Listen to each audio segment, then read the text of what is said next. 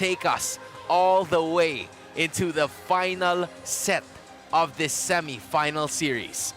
Just really a turn of event, and just when we thought na malapit na itong pagkapanalo para sa Quezon Tangerines, itong Binyan really fought hard to claim another 2 set to push things through into the 5th set. As you can see, in terms of attacks, they really dominated every point here. As you can see, 15-5 attacks, something that really tells a lot about of how Binyan performed in this set. As you can see, in terms of errors, halos parehas lang. But in terms of blockings and aces, I think the difference is that in the first 2 sets, itong Binyan, only 1 to 2 players are stepping up. But right now, collective effort is really evident in the 3rd and 4th set. So it really does make a difference right now para dito sa Binyan.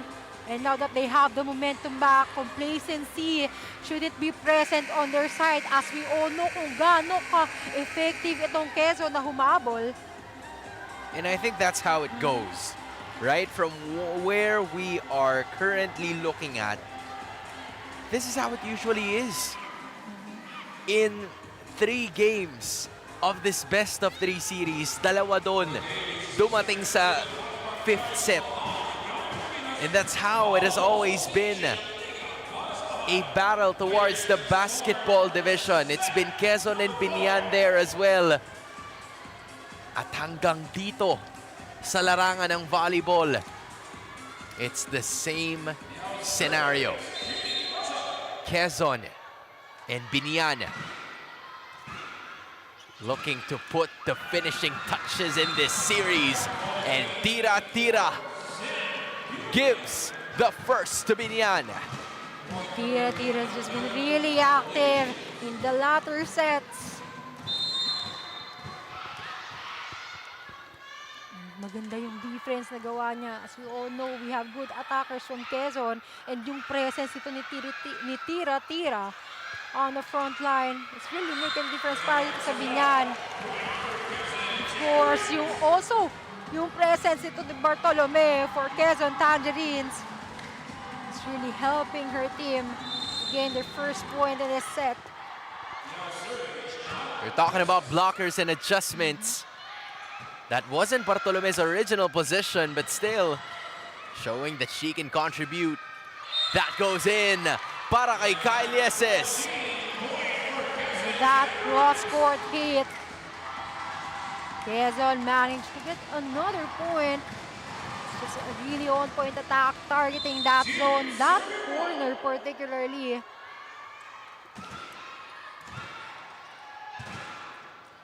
They go to Servidad yet again. That is point number 27 para kay Chris Servidad. Record high points para dito kay Servidad. You can really see how accurate itong kanyang mga atake. Almost kalahati with all attempts naging successful para dito kay Servidad. Double block. Basarte tosses it to Kyle. Andun si Hart. There was a lift. They go to Chris. Ash can't get it across. There's just no justice in that. But of course, we have Servidad. That attack came from Servidad. Now Quezon is struggling to stop itong kanyang pino-perform ngayon. Now we have Hart Villaflores on the service line. Hart just can't seem to break it. Almost a breather para dito sa Quezon Tangerines. Right now, this set will dictate kung sino ang makakalaban ng Dasmariñas in the finals. So there's no more room for error for both teams. Tira can't seem to find it. They go to Servidad once again. When everything goes missing, you go to the all-reliable. Servidad is just really on fire in this match. 29 points.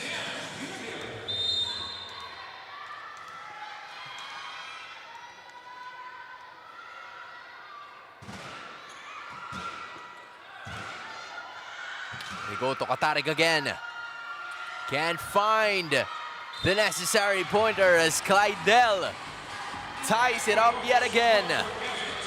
This is what I've been mentioning. Once mabigyan mo itong si Katarig, immediately she can really kill the ball.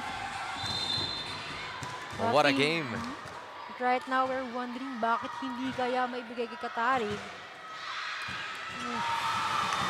Home run! Servidad! 29! You saw yung trajectory ng bola na yon as Getigan was trying to defend that ball. Wasn't really enough. There's just too much power on that, too much precision and control. Yeses, that goes out. And this is a bit of comfort para sa Binyan to know more about these two teams. You gotta give us a breather, Diana. What's up in there? Hans and Lois going into the fifth set. Both teams were talking adjustments, pero ang pinagkaiba nga on the side of Binyan, it's all smiles, positive vibes all around. While for Quezon Tangerines naman, kitang-kita yung frustration just being on the same tough spot they were in game number 1. So Hans and Lois, let's see if this game is going to be a replica of game number 1 or if Quezon will rise to the challenge and prove why they're the defending champions. Hans and Lois. That's what we're about to find out, and we're happy to have you with us, Diana. Kyle Yeses, the silver lining in this set number 5. First 4 sets only scoring 2 points. But those last 4 sets no longer matter. They gotta have to focus on this. Laika hits the camera. That's her Kodak moment. But of course, as for Binyan, as much as possible, they wanted to keep the momentum on their side. That's how they are now trying to pull away even more with the score of Quezon Tangerines. Everyone was just really active and performing para dito sa Binyan. That shot by Nolasco's out. Another point goes to Binyan. And we will be swapping sides with the Lady Chiefs with a 3-point advantage.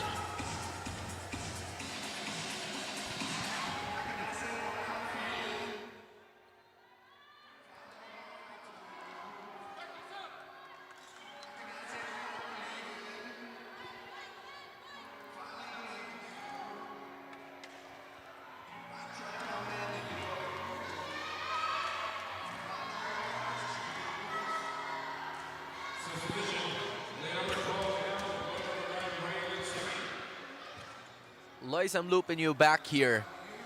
29 points for Servidad. And there's 17 points mula kay Tudlasan for a total of 46 out of the potential scores here ng Quezon or ng Binyan. And that says a lot about the heart of the Lady Chiefs here. And to mention again, yung mga attempts ni Servidad, almost kalahati nun, lahat naging successful.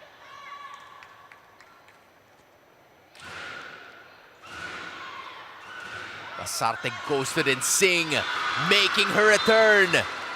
Mangubat says it does not matter. Again, to repeat over and over again on the side of Binyan, everyone was just really active. And seeing now itong tension on the side of Quezon.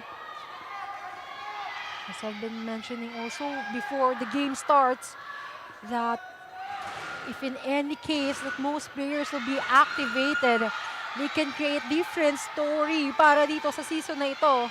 Scrambling for the ball. Sing was right there. Now it's Binyan's turn to scramble. Basarte to Nolasco. Sing flies. This is a free ball. Kill, drop, right at the middle right. Para kay Sam Nolasco. And a drop ball did work for Sam Nolasco. It's a good decision there kasi nakita niya agad na walang tao. And nobody was there to make coverage on that ball.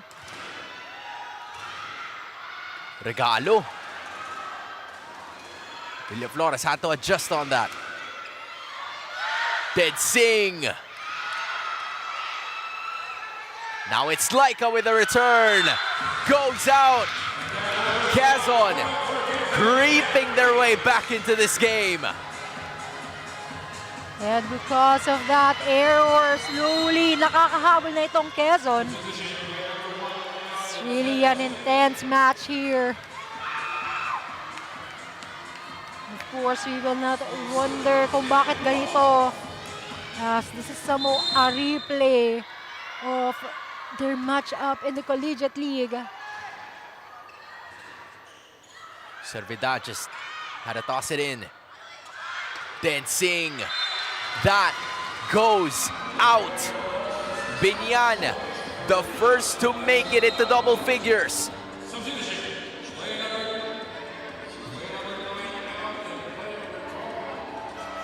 You can really see the difference in the atmosphere as well as body language for both teams. How the atmosphere for Quezon is the total opposite of Binyan. Well, they lead by 3. The question is, can they take care of it? Because Quezon is just right there. The SS back row. Not the attack they wanted. Great dive from Dorog. To Hart. Kills and scores. And you can really see that leap from Hart Villaflores. Really aiming to kill that ball. And because of the attack, she now has contributed 7 points in this match. Kagikla again. Back to her usual route. Nieses can't find it. Villaflores again. Hart with the biggest heart of this game. Make it 8 points for Hart Villaflores. That was a power spike presented by Smart Power All 99. Load now. All smiles and joy. Mula sa kupunan ng Binyan. As they are so close, 3 points away, Coach Jerry Yee just taking it so seriously with his ladies right now.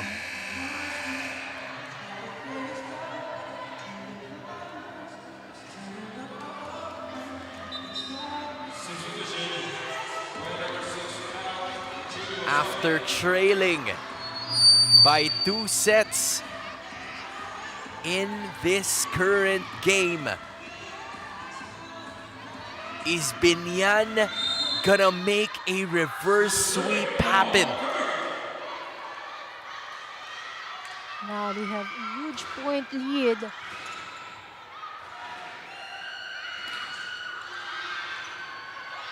They go back to Bartolome, using some smarts to unlock another point. As for Quezon, they just needed a spark plug to get the momentum back on their side. And that's courtesy of Bartolome.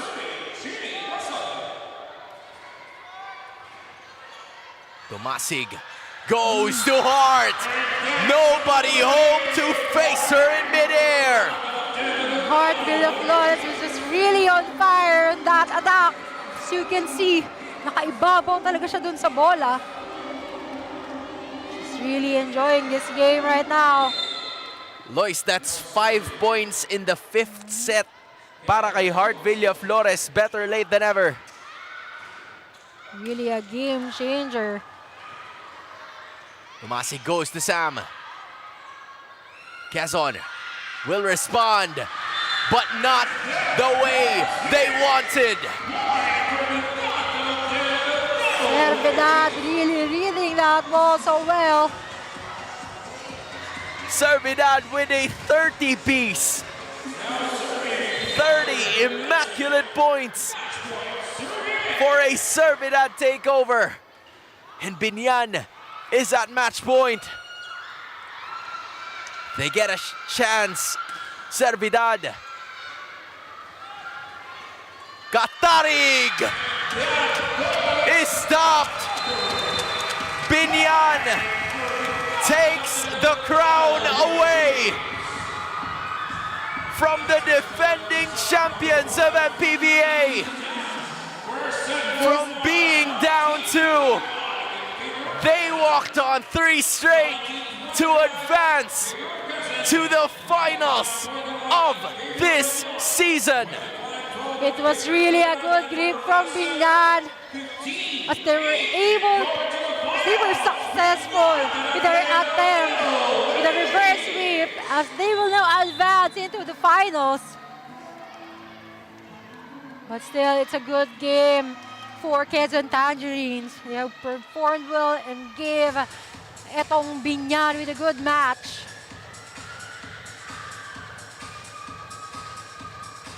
And that is all she wrote.